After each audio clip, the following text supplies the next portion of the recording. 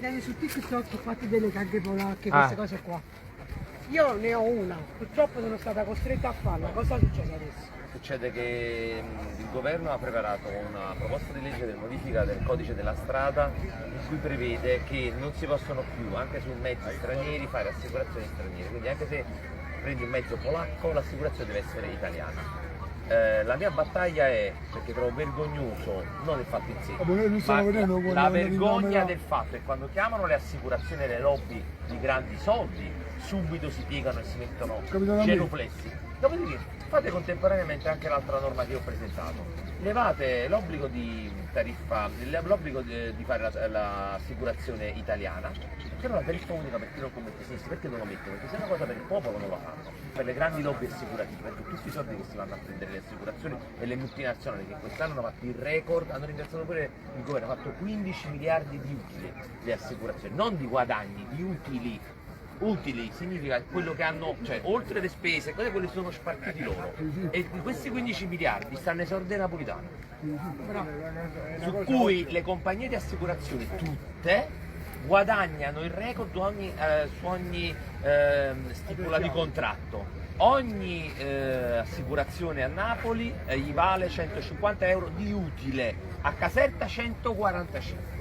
E allora perché ci sono gli imbroglioni, sono il primo a volerli combattere, i farabutti, buttateli in galera. Ma vorrei capire perché uno che non commette sinistri a Napoli è diverso da uno che non commette sinistri a Milano. Mi dovete spiegare perché quando vi chiamano le compagnie, le multinazionali, correte a cagnolino e invece quando vi chiedono una cosa di equità non fate niente. Sarà battaglia durissima, vedete, mi incateno al mio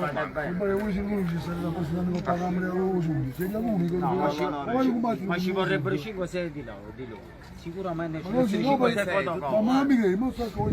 teoricamente chiunque viene eletto al sud, a prescindere dall'appartenenza politica, dovrebbe fare, diciamo, un tempo si stavano i collegi uninominali. Che cosa succede? Perché tu eri eletto in collegio, era Castellammare, Gragnano, Sant'Antonio Abate.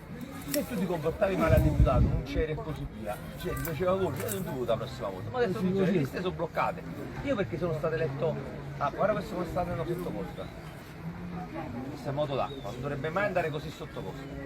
No, ho capito, ma proprio, anche perché loro non vedono.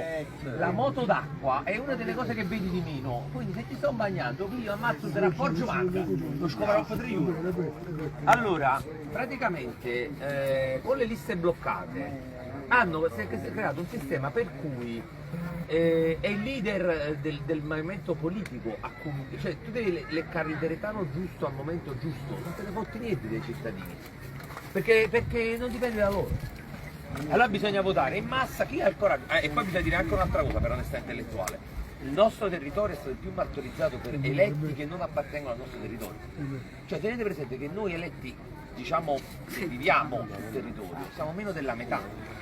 Che abbiamo eletto? Abbiamo eletto Berlusconi, La Fascina, Renzi, Franceschini, come si chiama? Pera. Ci sta il Pera che mi ha fatto ridere, che ha detto: io amo tantissimo Napoli, grazie per avermi eletto, prima o poi dovrà venire a città. Cioè, la manca visitata! Manca la visitata, prima o poi da venire, grazie, alla fine del mandato. No, vedete Berlusconi alla calciatella, ma guardate, la Lega